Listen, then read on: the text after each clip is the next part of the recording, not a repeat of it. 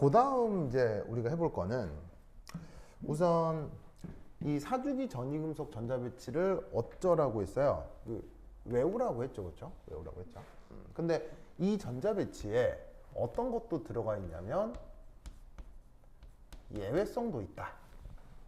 그래서 그 예외성이 특히 어디서? 여기에 있는 크롬, 그 다음에 구리. 여기서 예외성이 나타난다라고 했었죠. 그래서 이제 그거를 사실은 외우면 그만인데, 이 그 예외성을 포함한 사주기 전이금속의 전자배치, 이거에 대한 어떤 그 가정이 하나가 있습니다. 그것을 이름하여 리치 앤 수터 다이어그램이라고 합니다. 리치 앤 수터 다이어그램. 자, 이것은 이 리치 앤 수터 다이어그램은 이론이 아닙니다. 이론이 아닙니다. 자, 왜?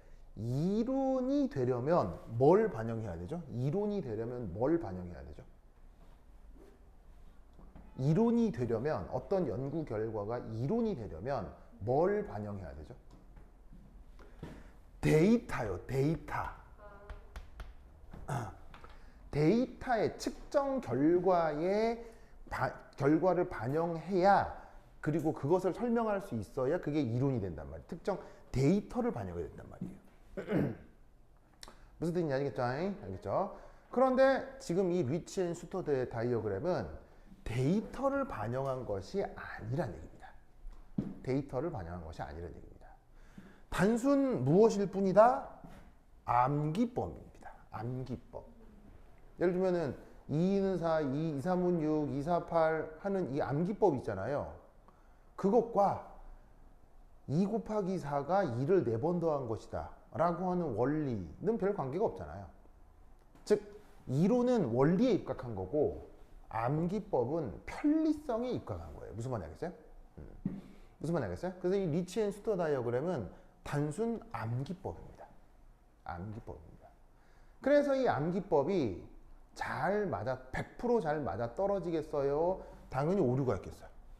당연히 오류가 있습니다. 오류가 있어요. 오류가 있어요. 그래서 화학과에서는 배우지 않습니다. 이론이 아니니까요. 예, 화학과 교육과정에서는 없었습니다. 물론 과거형으로 쓴 건 내가 그 학교를 떠난 지 25년이 넘기 때문에 25년 전 내가 서울대에서 화학을 배울 때는 이런 얘기 들어보지도 못했습니다. 화학과 교수들은 아무런 관심도 없는 내용입니다.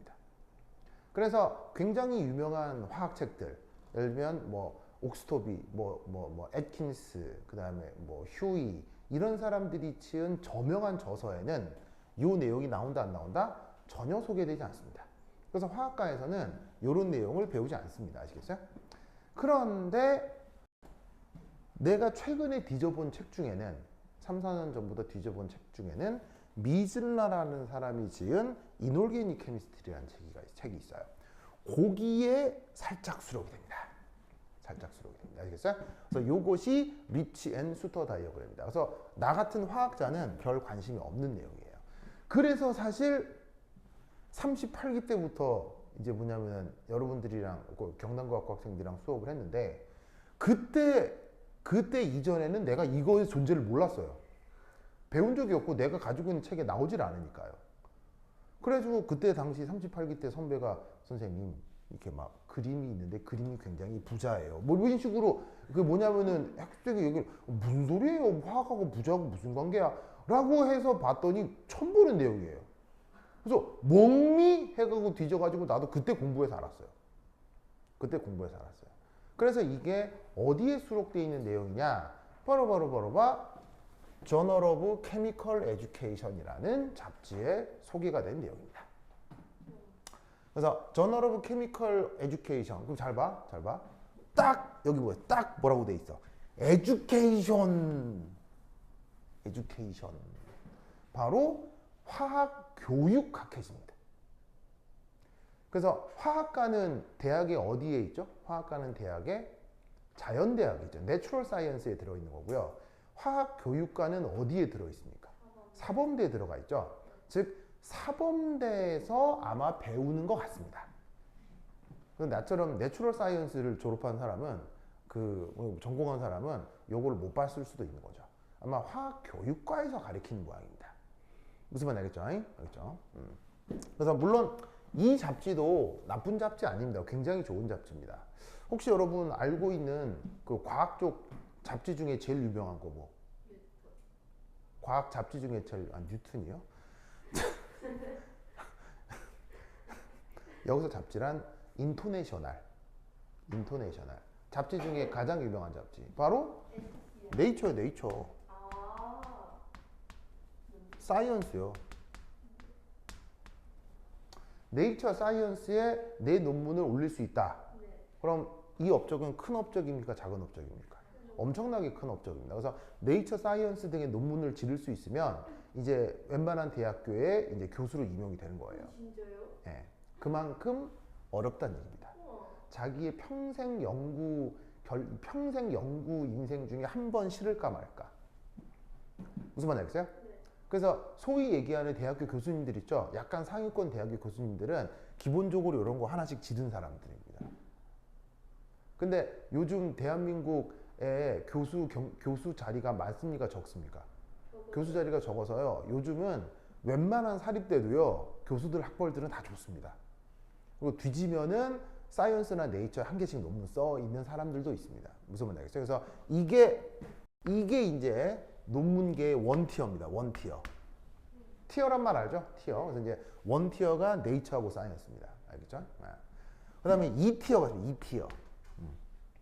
2티어가 안게반테라고 하는 논문집이 있습니다. 안게반테. 안게반테라고 하는 그 회사가 독일 회사인데 여기가 2티어입니다. 그래서 여기 딱 들어가면은 굉장히 좋은 논문입니다. 이것도 이제 웬만한 대기업이나 아니면은 뭐 웬만한 대학에서도 굉장히 높게 쳐주는 논문입니다. 그리고 3티어. 3티어가 바로 잭스입니다. 잭스. 뭐 줄임말일까요? 저널 오브 어메리컨 케미컬 소사이어티. 어메리컨 케미컬 소사이어티. 바로 미국 학회지입니다. 미국 학회지. 아시겠어요? 미국 학회지. 그래서 서울대 박사과정 졸업 여건이 잭스입니다. 네, 서울대 박사과정 졸업 조건이 잭스입니다. 너무 어려운 거 아니에요? 그래서 잭스 이상을 실으면 박사학위가 나옵니다. 너무 어려운 거. 무슨 뜻인지 아시겠죠? 아시겠죠? 근데 이제 네이처 안게반테 잭스의 공통점은 뭘까요? 네이처 안게반테 잭스의 공통점은 다들 레이시즘이 좀 있습니다. 인종차별을 합니다. 사실 있겠어요. 다 백인들이 만들어 놓은 거잖아요. 세계잖아요. 그래서 인종차별이 좀 심해서 1990년대까지만 하더라도 이 아시아의 이 소국인 한국에서 여기에 논문 실기가 쉽지 않았습니다. 하지만 최근 한국의 위상이 되게 올라갔죠. 그래서 요즘은 심지어 네이처 사이언스에도 한국 학자들이 굉장히 많이 논문을 싣고 있습니다. 무슨 말인지 알겠어요? 그래서 여러분 놀라지 마시라. 이게 한국인이 네이처 사이언스의 논문을 지른 건 꽤 되거든요. 옛날부터.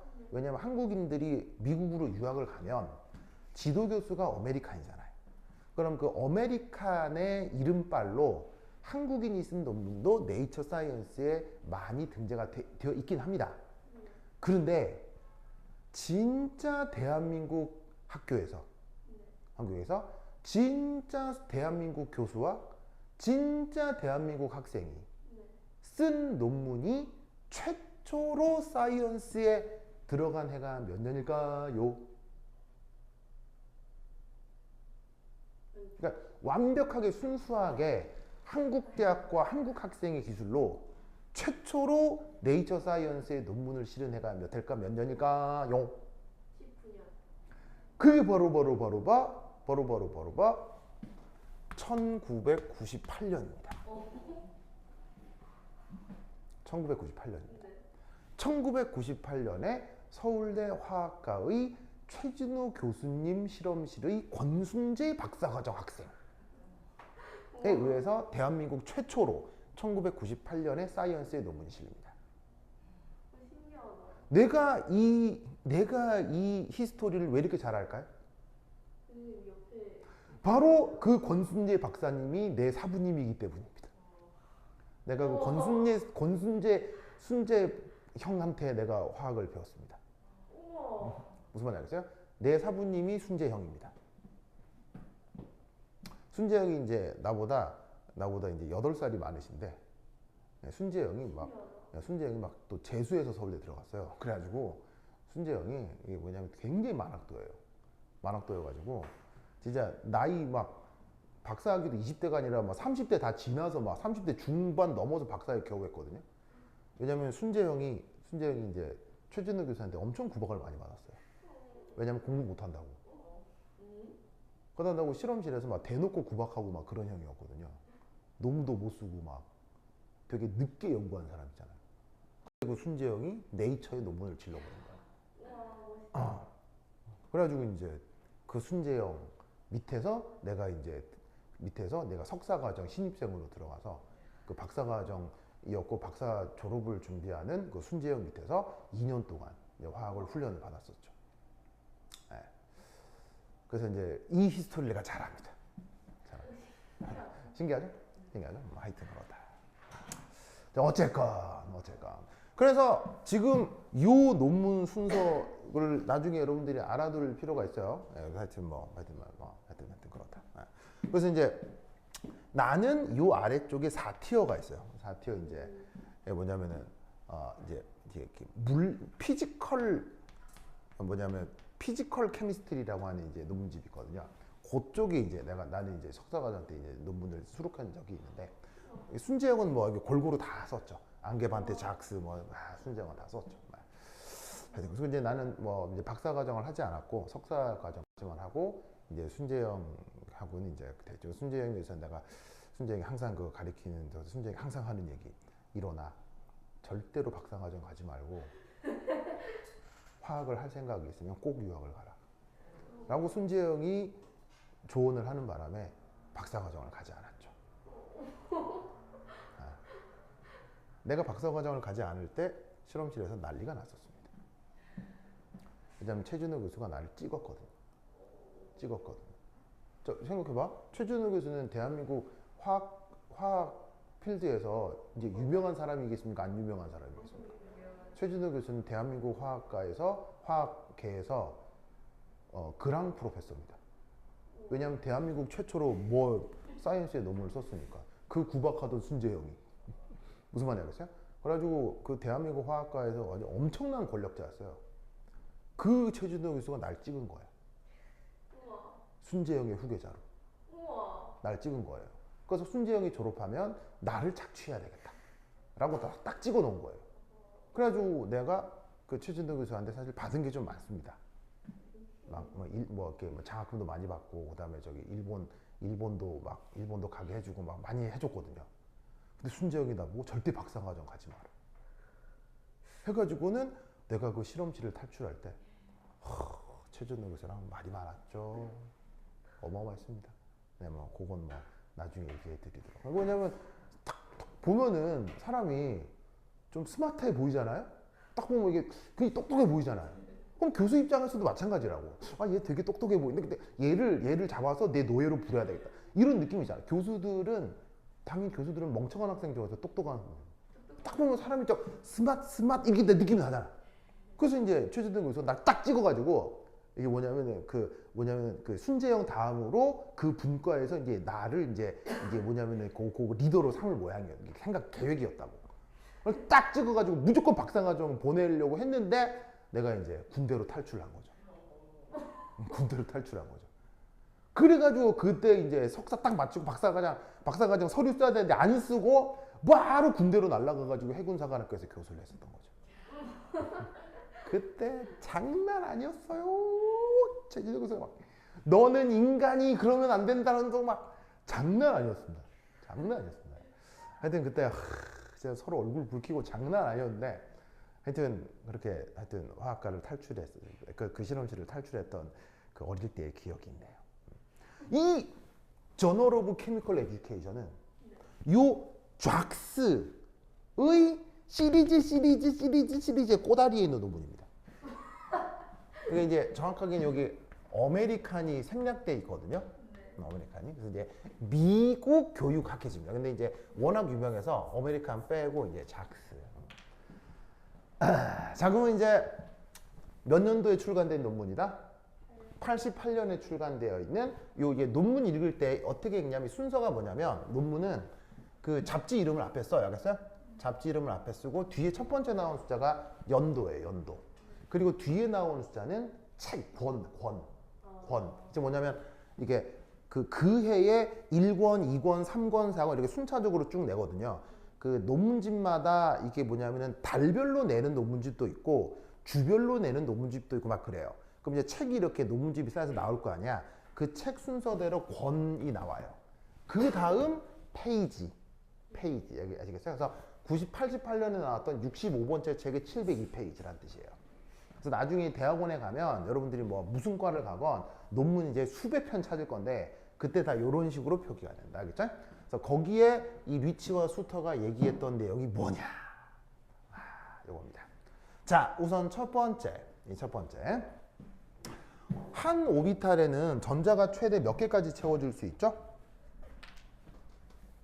한 오비탈에는 전자가 최대 몇 개까지 채워져 있죠? 2개까지 채워질 수 있잖아. 그러면 2개 채워진 것 중에서 맨 첫 번째 채워진 전자 그거의 스핀 상태를 알파라고 해보자 이런 말이죠. 무슨 말인지 알겠어요?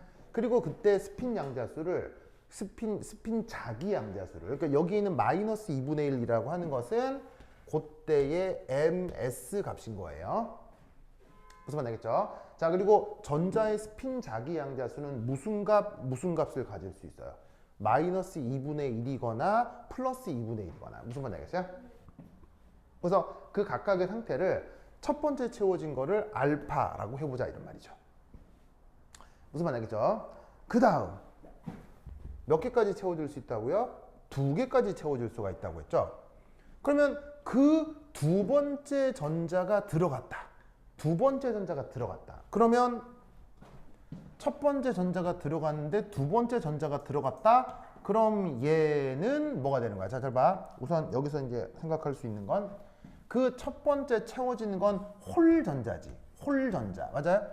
홀전자인데 그때 이제 두 번째 전자마저 들어가면 그때는 홀전자가 아니라 무슨 상태가 되는 거야? 두 번째 전자까지 들어가 버리면 무슨 상태가 되는 거야? 바로 전자 쌍이 돼 버리는 거지. 뭔 뜻인지 아시겠죠? 알겠죠? 그러면 이때 아시다시피 첫 번째 전자와 전자 쌍이 됐을 때 나타나는 두 번째 전자의 스핀 자기 양자수는 같아야 돼, 달라야 돼? 같아야 돼, 달라야 돼? 달라야 되지? 이 달라야 됨을 얘기해 주는 원리가 뭐야? 이 달라야 됨을 얘기해 주는 원리가 뭐야? 첫 번째가 왜냐면 알파 상태면 두 번째가 베타 상태여야 된다. 첫 번째 전자와 두 번째 전자의 스핀 자기 양자수가 달라야 된다. 이걸 뜻하는 원리가 뭐야? 그게 바로 파울리의 베타 원리죠? 기억나죠? 그래서 첫 번째 전자의 뭐냐면 스핀 상태를 알파라고 하면 두 번째 전자쌍이 되어 들어가는 상태를 베타라고 하자. 아시겠죠? 그렇죠? 그러면 이때 이게 홀전자에 비해서 전자쌍이 돼버리면 홀전자에 비해서 전자쌍이 돼버리면 더 불안정해진다.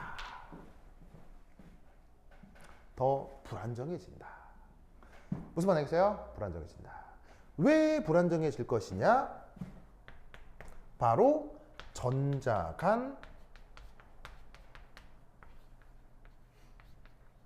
쿨롱 무슨 역이 발생한다? 청력이 발생하기 때문이지. 무슨 말 알겠죠? 홀전자를 있을 때보다 전자가 쌍으로 들어가면 그 두 전자 사이에 청력이 강하게 나타날 것이다. 무슨 말 알겠죠? 그러면 그 불안정해지는 에너지 보이시죠? 그 불안정해지는 에너지를 뭐라고 부른다? 커플링 에너지라고 합니다. 커플링 에너지. 우리말 번역? 얘를 짝지음 에너지.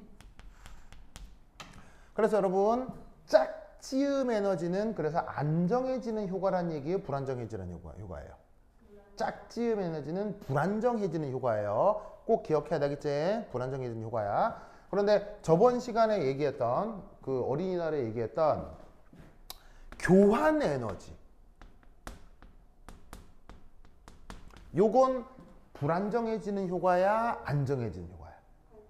교환 에너지는 안정화 에너지야. 아시겠죠? 그래서 이거 5월 5일 어린이날 강의를 콕콕콕 봐야 해. 무슨 말 알겠어요? 그때 이제 뭐냐면은 오기로 했었는데 그거 뭐야 수행평가 때문에 안 왔던 윤지스. 알겠죠? 그리고 어제 수업도 오기로 했었는데 어제 수업에는 가족끼리 외식한다고 안 왔던 윤지스. 아시겠죠? 알겠죠? 그렇지. 친구들이 너무 많은 걸 알아버렸다. 그죠? 윤지스. 그래. 하여튼 그래. 자, 요거. 그래서 교환 에너지는 안정화 에너지. 지금 얘기하는 커플링 에너지는 불안정화 에너지. 아시겠죠? 네. 이런 전제를 해놓고 저 리치와 수턴한 사람은 어떤 가정을 하였느냐?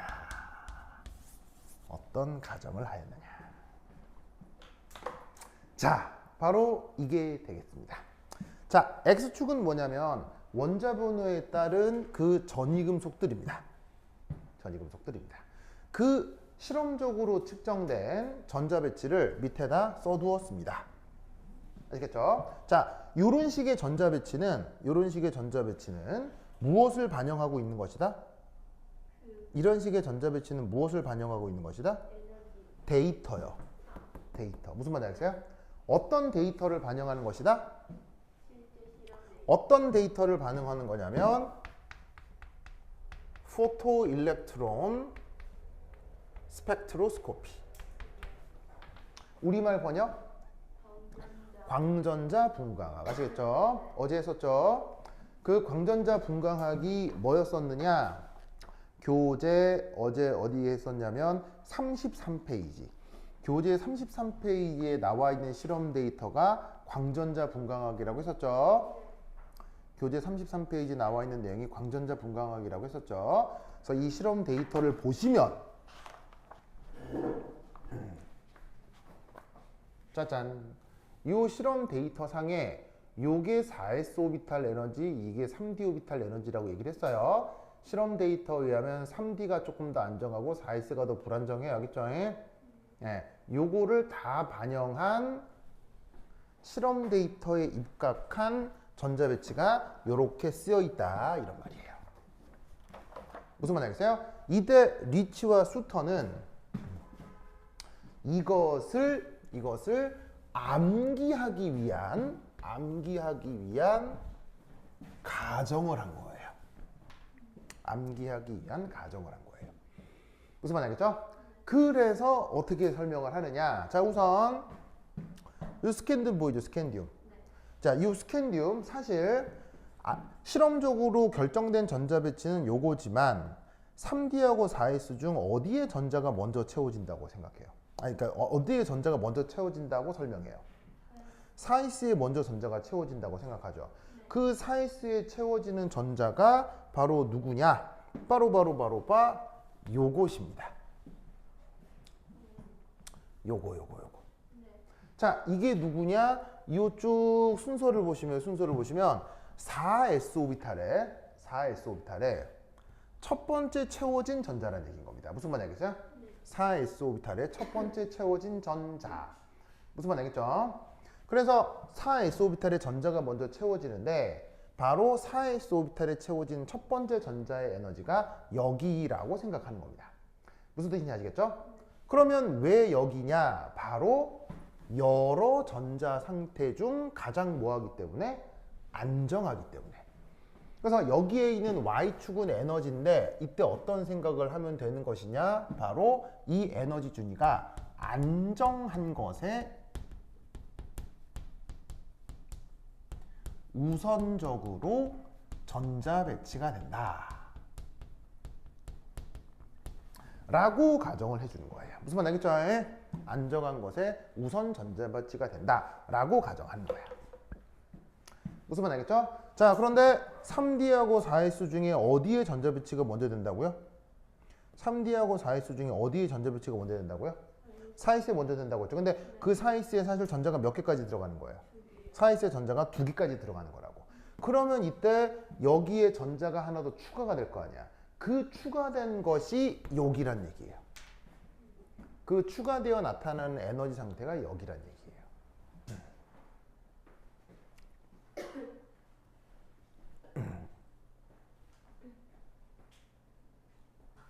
뭔 뜻인지 아시겠죠? 여기서 그죠?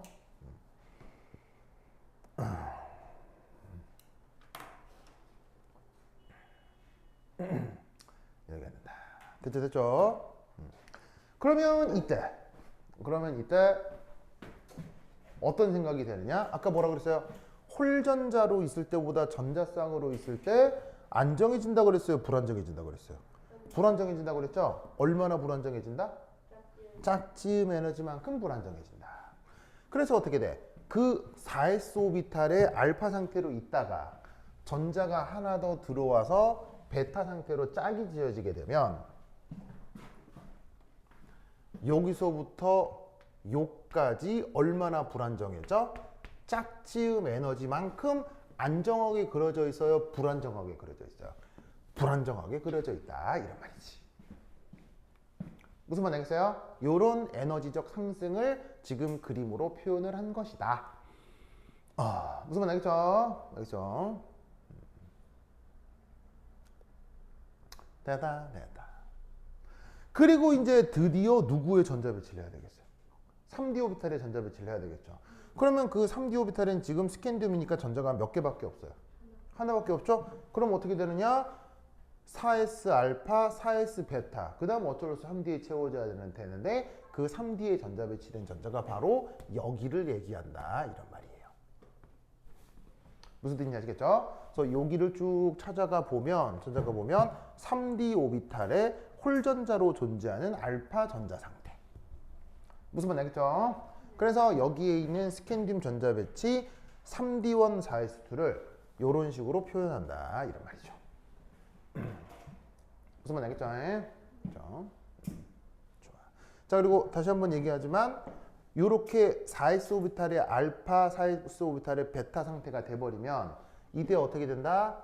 요 사이가 뭐를 이루게 된다? 전자 쌍을 이루게 된다. 무슨 말이겠어요?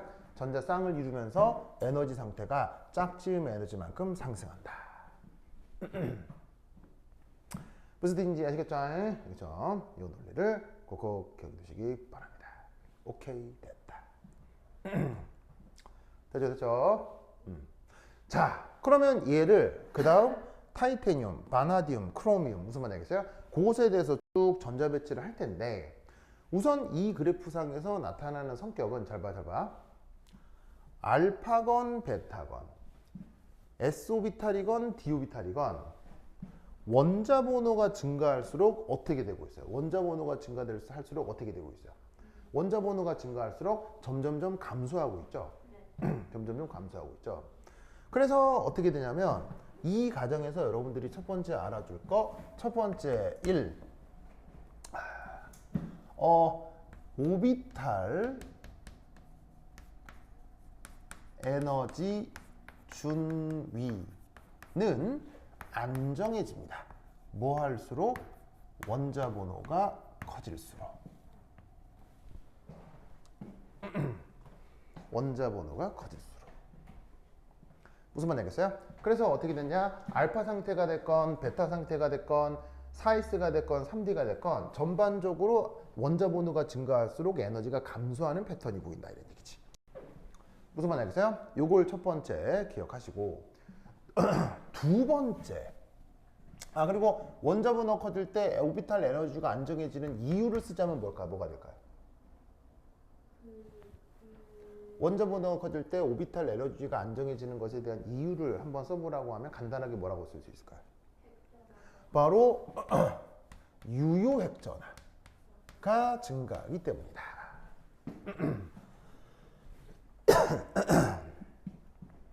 아시겠죠? 원자 번호가 커지면 유효핵 전하가 기본적으로 커지죠. 그 다음 여기서 나타나는 두 번째 효과. 자, 이 두 번째 효과는 바로 뭐냐? 바로 4S 보다는 3D의 에너지 변화율. 뭐 에너지 변화율이라고 해도 되고 요 기울기 얘기하는 거예요. 기울기 아시겠어요? 어디가 더 급하게 변해요? 어디가 더 급하게 변해요? S하고 D 중 어디가 더 급하게 변해요? D가 더 기울기가 급하잖아요. 급하잖아요. 즉 에너지 변화율이 3D에서 더 커진다는 얘기입니다.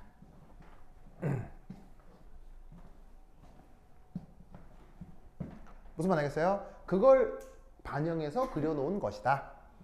알겠죠? 굳이 이유를 쓰자면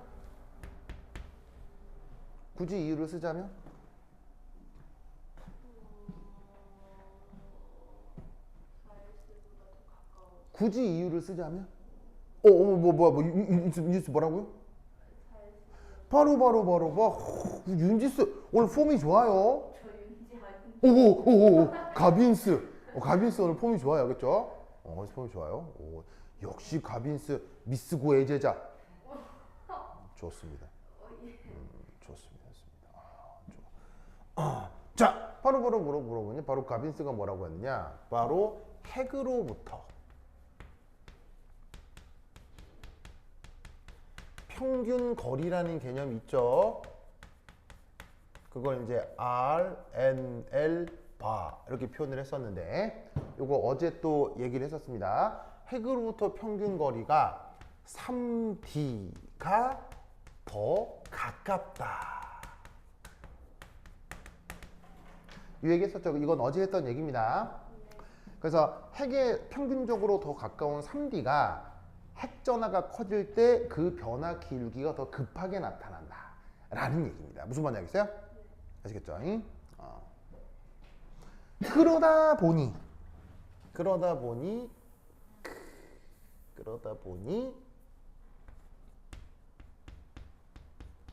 에너지 준위의 크로스오버가 나타나게 되는 것입니다. 저 에너지의 그 뭐냐면은 변화율이 다르기 때문에 그 에너지 준위의 크로스오버가 나타나게 되는 겁니다. 크로스오버가 뭐예요? 크로스오버 뭐예요? 요거 요런 걸 크로스오버 아시겠죠? 그 크로스오버가 뭐냐? 그 크로스오버가 바로 여기서 결정적으로다가 요거 아시겠죠? 쟤네들을 지금 크로스오버라고 하는 거예요.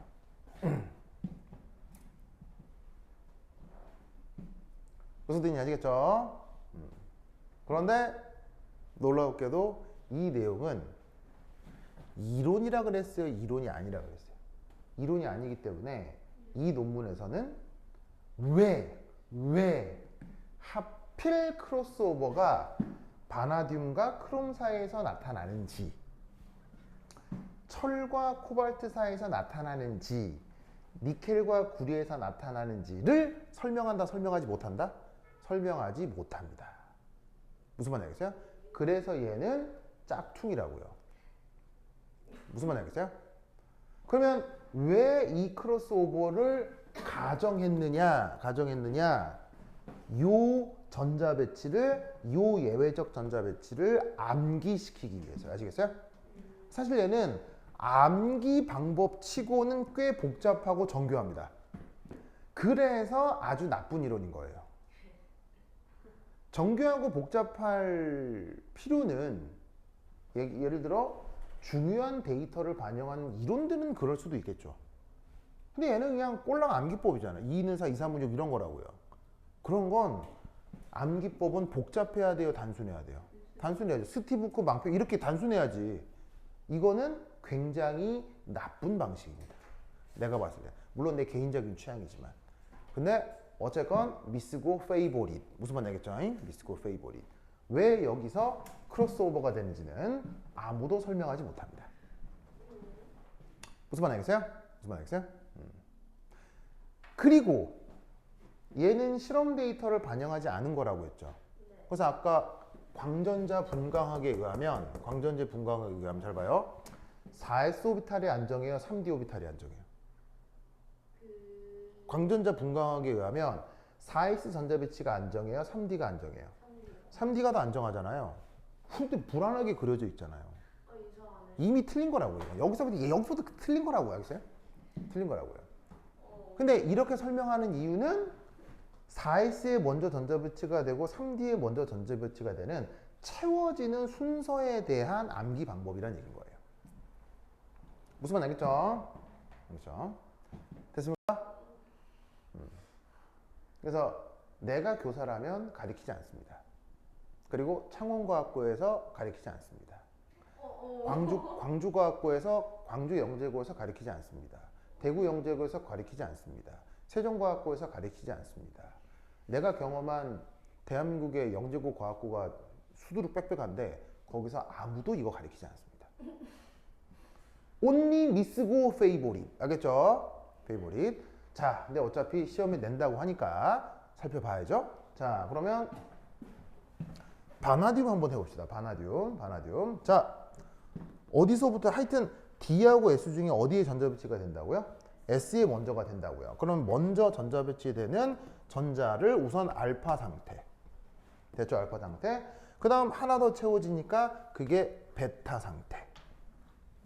됐죠? 자, 그리고 이제 D 오비탈은 몇 개의 전자가 추가적으로 채워져야 돼요?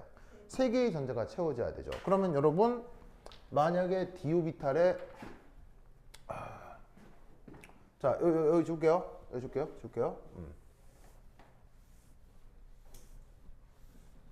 자, 예를 들어 만약에 D 오비탈에 3개의 전자 배치가 된다 라고 하면 하나, 둘, 셋, 넷, 5개의 3D 오비탈에 이 3개의 전자가 되도록이면은 무슨 룰을 만족하는 게 좋아요? 되도록이면 무슨 룰을 만족하는 게 좋아요? 훈투 룰을 만족하는 게 좋죠. 훈투 룰은 나와 있는 홀전자들의 스핀 방향이 어떤 걸 얘기하는 거예요? 나와 있는 스핀 방향이 다 같은 걸 얘기하는 거죠. 그래서 얘들 다 이 3개의 전자가 모두 요 리치 다이어그램에서 얘기하는 알파 상태가 된단 말이에요. 무슨 말 알겠어요? 그래서 이 3개의 전자 모두 바나듐 같은 경우는 d 오비탈 3개의 전자의 경우 전부 다 요 알파 상태 전자 배치가 된다는 얘기죠. 여기에 몇 개? 3개의 전자가 배치되어 있다 이런 말이지. 무슨 말 알겠죠? 알겠죠? 그래서 이 3개의 전자 모두 그래프를 따라가면 3D 오비탈의 알파 상태로 있는 것으로 표기를 해주면 된다 이런 말이에요. 뭔데 이제 아시겠죠? 아시겠죠? 자, 이제 드디어 말썽 많은 크로미움. 자, 그럼 어떻게 되느냐? 우선 s 오비탈의 전자 하나가 들어가야 되죠. 그 s 오비탈의 전자 하나가 요거다. 아시겠죠? 그래서 s 오비탈의 전자 하나가 들어갔어요. 자, 그런데 보통은 s 오비탈의 전자가 최대 2개까지 들어가니까 여기에 전자가 추가적으로 2개 더 들어가야 되는데 여기서 이유를 설명할 수 없는 에너지 크로스오버가 생기는 거예요. 라고 리치 앤 슈터 다이어그램에서 가정하는 거예요. 혹은 구라를 치는 거예요. 그래서 어떻게 되느냐? 가장 안정한 게 여기에 있는 4s 오비탈에 홀전자 하나 들어가는 게 안정하는 건데 다른 애들처럼 4s 오비탈에 베타로 들어가는 게 아니라 3d 오비탈에 어떻게 된다? 하나의 전자로 3d 오비탈에 전자가 알파 상태로 들어가는 것이 더 안정하다라고 에너지 크로스오버를 시켜버린 거예요. 그럼 어떻게 된다? d 오비탈에 5개의 전자 역시 D5가 된다고 하면 얘들도 전부 훈투를 만족시켜서 전부 알파 상태가 되게 할 수 있잖아요. 그러면 어떻게 된다? 여기에 4s 오비탈에 홀전자 하나 채워지고 그 다음은 4s가 아니라 3d. 여기 보시면 요 3d 여기 보죠. 여기가 s 오비탈보다 전자가 더 채워지는 게 안정하니까 여기에 5개의 알파 상태 전자가 하나 둘 셋 넷 5개 들어가 있는 에너지 상태가 된다는 얘기예요. 무슨 말인지 알겠어요? 그러면 그 다음 에너지는 어디가 안정하죠? 그 다음 에너지는 여기가 더 안정하잖아. 그래서 어떻게 돼? 여기에서 그 다음 채워지는 에너지가 바로 여기가 되어 나타난다 이런 말이지. 그래서 어떻게 되느냐? 바로 이 크롬륨에서도 4s1 하나의 전자 배치가 된 다음 3d 오비탈에 5개의 전자 배치가 된다라고 설명하는 거예요. 무슨 뜻인지 아시겠죠? 이거 이때는 이제 이걸로 끝인 거지. 하나 5개면 되니까. 쏘리. 그래서 전자 배치가 어떻게 돼? 바나듐 같은 경우 하나, 둘, 셋, 넷, 5 이렇게 되는 건데 크롬륨은 하나, 둘, 셋, 넷, 5, 6 여기에 채워지고 끝나는 거예요. 뭔 말인지 아시겠죠? 알겠죠? 됐습니까? 그 다음 맹거니즈를 한번 전자 배치를 해볼게요. 자, 우선 어디에 전자 배치가 돼요? 4s 오비탈에 전자 배치가 되죠. 그럼 4s 오비탈에 전자 배치가 된다. 그거 어디? 여기 4s 오비탈의 알파 상태. 그 다음 d 오비탈의 전자가 몇 개가 채워져요? 5개가 채워지죠. d 오비탈 5개까지 채워질 때는 모두 다 알파 상태로 표현할 수 있죠. 그러면 그 다음 어떻게 된다? 여기 홀전자가 5개 채워지는 거예요. 됐죠? 자, 그러면 여기까지는 크롬 망간의 전자가 똑같잖아요. 그럴 때 이제 7번째 전자가 이제 어디 채워지느냐? 자, 하나, 둘, 셋, 넷, 5, 6. 하나, 둘, 셋, 넷, 5, 6에서 망간은 전자가 하나 더 많아졌잖아.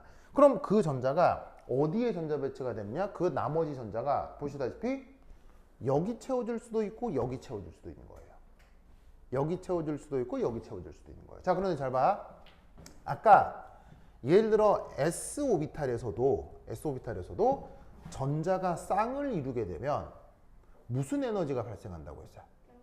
전자가 쌍을 이루게 되면 짝지음 에너지가 나타난다고 했죠. 짝지음 에너지만큼 안정해지는 거예요, 불안정해지는 거예요? 불안정해지는 거예요. 그러면 그것이 어느 오비탈에서도 그 짝지음 에너지가 d 오비탈에서도 전자가 짝을 짓게 되면 뭐가 나타난다? 짝지음 에너지가 발생할 수 있을 거라고 보는 거예요. 그래서 이때 d 오비탈의 알파 상태와 d 오비탈의 베타 상태 사이에서도 뭐가 나타난다? 이런 식의 짝지음 에너지가 나타나는 거죠. 그러면 다시 망간으로 돌아가서 전자가 6개까지 채워지고 마지막 7번째 전자를 채울 때 그 7번째 전자가 잘 봐요. 여기 채워질 수도 있고 여기 채워질 수도 있잖아. 그러면 여기 채워지게 되면 4s 오비탈에 대한 짝지음 에너지를 고려하면 되는 거고 여기 채워지면 3d 오비탈에 대한 짝지음 에너지를 고려하면 된다고. 그럼 그때 어디가 그래도 상대적으로 더 안정하냐는 얘기야. 여기란 얘기지. 그래서 여기에 7번째 전자가 들어차는 것이 바로 요거다. 뭐 많이 하시겠죠? 그렇죠? 요 논리 구조를 꼭 기억해 두시기 바랍니다. 오케이, 됐다. 그리고 뭐 코발트 같은 거 해볼까요? 코발트? 자, 코발트는 에너지 크로스오버가 일어나면서 사실 제일 안정한 전자 배치가 누구예요? 제일 안정한 전자 배치가 d 오비탈의 알파 상태로 들어가는 전자가 가장 안정해지죠. 자, 에너지 크로스오버 왜 된다고 했어요? 아무도 몰라요. 설명 아무도 못해요. 어차피 틀린 이론이니까. 그래서 어떻게 된다? 알파 상태의 전자 몇 개까지 채워지겠어요? 가장 안정한 게 3d 오비탈의 알파니까 3d 오비탈의 알파는 최대 몇 개까지 채워져요? 5개까지 채워지죠.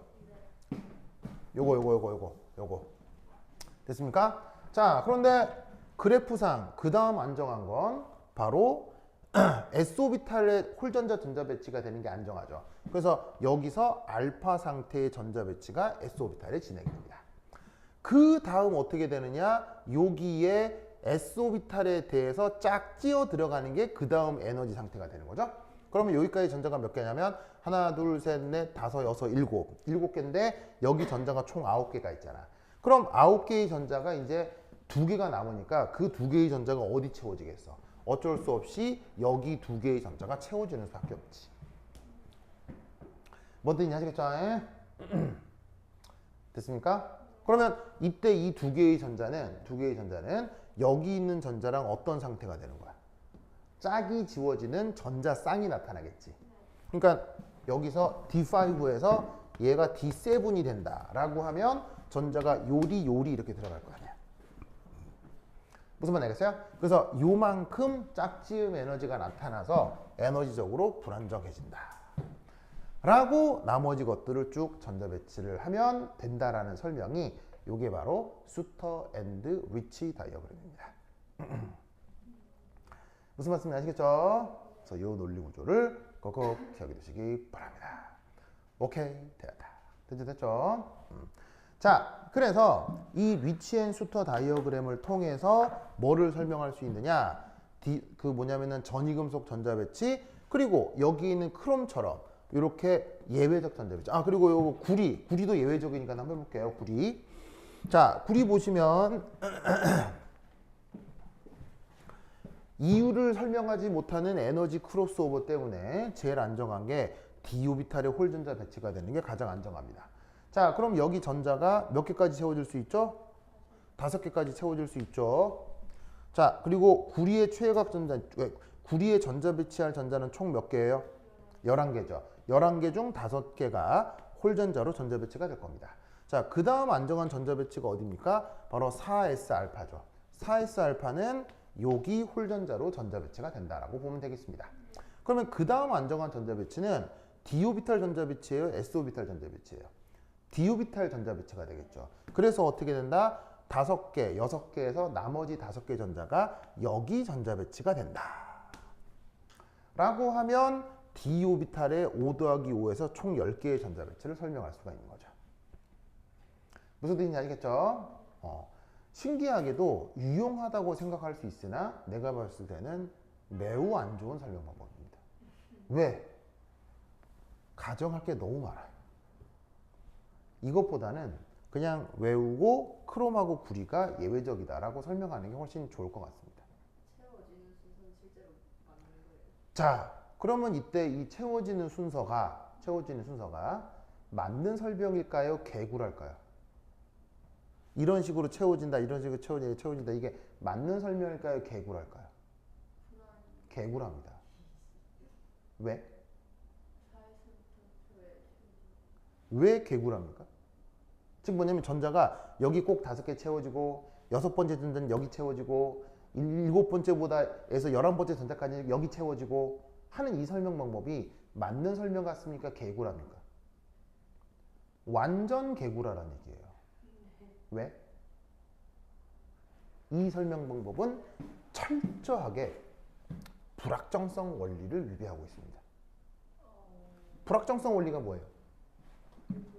어느 전자가 어디에 위치하고 무슨 상황인지 개별적으로 다 알 수 있다 없다? 알 수 없다니까요. 그러면 이 설명 방법은 뭐냐면 이 설명 방법은 11개의 전자 중 5번째 게 무조건 여기, 6번째는 여기 라고 하는 말도 안 되는 설명인 거예요. 어떤 한 전자가 순차적으로 어디에 들어가, 어디에 있어 이렇게 얘기하는 건 불가능한 설명 방법이에요. 그래서 이 설명은 이론적으로 철저하게 개구라예요. 그래서 내가 알고 있는 모든 영재고 과학고에서 아무도 가르치지 않아요. 그래서 얘는 only 미스고 페이보릿. 아시겠죠? 그래서 보통 화학 체계는 수록되지 않습니다. 무슨 말 알겠죠? 알겠죠? 그래서 이거와 관련된 내용이 교재 저 뒷장에 보시면은 미스고 프린트가 있죠. 미스고 프린트. 미스고 프린트. 미스고 프린트 여기. 미스고 프린트 요거. 보시면 저 뒤에 미스고 프린트에 요렇게 그러니까 이제 내가 나눠드린 요 5장 교재 있죠? 그 5장 교재에 요 마지막 장이 요 내용이거든요. 이너트 페어 이펙트라고 하는 마지막 장이 있는데 한 장을 더 넘기시면 거기에 과거 미스고의 내 기억에 39기 자료인가 그럴까? 39기 자료. 39기 자료에 미스고 프린트가 있는데 그 미스고 프린트에 나와 있는 내용을 내가 지금 이렇게 여기 보시면 이거 내 손글씨죠? 내가 쓴 거야. 여러분들 이렇게 그 뭐냐면은 그 수행평가 내가 대신 해준 거라고. 그래서 거기에 보면은 내가 이렇게 쫙 설명을 써놨어. 무슨 말 알겠죠? 설명을 써놨어. 알겠죠? 그런 거 써놨어. 그래서 이 설명을 보면 미스고의 수행평가를 다 맞출 수 있다 이런 말이죠. 무슨 말 알겠어요? 그리고 이제 요 내용이 저 미즐러라는 사람의 무기화학 책에 나온다고 했잖아요. 그리고 이제 관련된 논문을 내가 서치를 해보니까 요런 논문집을 하나 찾았습니다. 요런 논문집을 하나 찾았어요. 그래서 이제 보면은 이제 이거 리오 아니에요. 리오 아니고 포르투갈어에서 R은 H 발음이네요. 아시겠어요? H. 알겠죠? 그래서 축구 선수 로날도가 아니고요. 호날도죠. 로날도 아니고 호날도요. 호날도. 예. 호날두가 로날두가 아니고 호날두예요. 그래서 포르투갈어에서 이 R은 H 발음입니다. 알겠죠? 그래서 리오데자네이로가 아니고요. 히우데자네이로입니다. 아시겠죠? 브라질에 있는 대도시죠. 무슨 말인지 알겠죠? 브라질 수도는 브라질리아입니다. 아시겠어요? 예. 히우는 대도시입니다. 미국 수도는 뉴욕 아니죠? 미국 수도는 워싱턴 DC죠. 뉴욕은 미국의 최대 도시인 거고요. 브라질 수도는 브라질리아입니다. 브라질 최대 도시는 그런데 히우입니다. 아시겠죠? 히우데자네이루에 있는 그 브라질 대학, 브라질 최고의 대학입니다. 거기에 나왔던 논문인데 거기에 요런 또 그 뭐냐면은 리치 앤 수터 다이어그램에 대한 설명이 있습니다. 아시겠어요? 요걸 굳이 말씀드리는 이유는 이건 내가 4, 5년 전에 찾아서 가지고 막 찾아봤던 논문이거든요. 그런데 놀랍게도 이 그림이 어디에 수록되어 있느냐?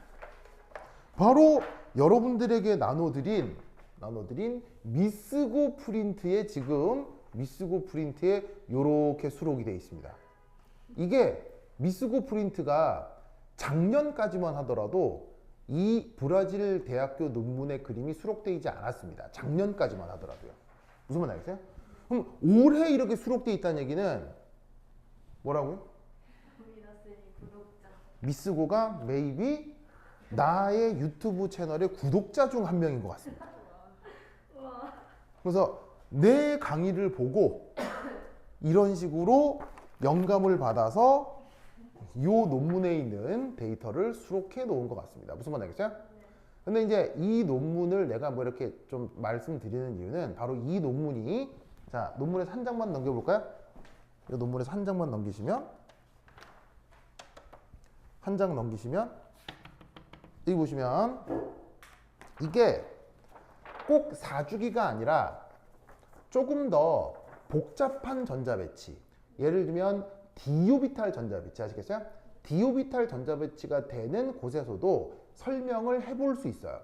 설명을 해볼 수 있는데 특히 이런 데서 예를 들면 세륨 보이세요? 세륨 여기 세륨 그래서 여기 보시면 세륨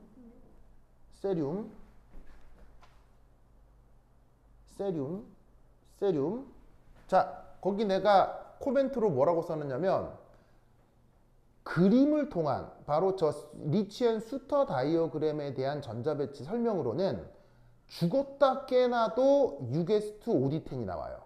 무슨 말인지 알겠어요? 하지만 실제로는 4F1 OD1 6s2예요. 무슨 말인지 알겠어요? 그럼 이 말은 무슨 말이에요? 이 말은 무슨 말이야? 리치 앤 수터 다이어그램은 완벽한 이론이다 아니다? 완벽하지도 않을 뿐더러 이론도 아닐 뿐더러 그냥 암기법이라고요. 무슨 말인지 알겠어요? 그래서 아마 그 미스고 프린트에 나와 있는 내용 중 만약에 이걸 수행평가로 내면 내가 지금 보여드리는 이 브라질 대학 논문에 정의론이 써놓은 코멘트를 그대로 갖다 쓰시면 돼요. 무슨 말인지 알겠죠? 그리고 이제 한 장 더 넘기시면 한 장만 더 넘겨보세요. 한 장 더 넘기시면 이런 내용이 나오죠. 이런 내용. 한 장 더 넘기시면 또 내가 데이터를 이렇게 또 하나 수록을 해두었는데 이게 바로 미즐러라고 하는 사람의 이노게닉 케미스트리입니다. 그 미즐러라고 하는 사람의 이노게닉 케미스트리에 나와 있는 요 그림 있죠? 요 그림. 이게 미스고 프린트에 나와 있는 그 그림이에요. 폰트가 똑같죠? 요거 가져다가 지금 교재를 만드신 겁니다. 알겠죠? 그래서 필요하면 여기 내용을 읽어봐도 되는데 내용이 어렵지 않습니다. 그래서 지금 요 내가 말씀드린 요 내용을 알면 충분히 홀로 공부할 수 있다 이런 말이죠. 뭔 말인지 아시겠죠? 그렇죠? 요 논리 구조를 꼭 기억해 두시기 바랍니다. 오케이, 됐다. 좋아. 그래서 오늘 학교 들어가죠? 학교 들어가서 요거 잘 하고 그 다음에 학교에서 무슨 내용 수업하는지 나한테 또 알려주시기 바랍니다. 그럼 여기까지. 다음 시간에 만나요. 안녕. 자, 리치 다이어그램은 요거면 다 된다. 알겠죠? 오케이.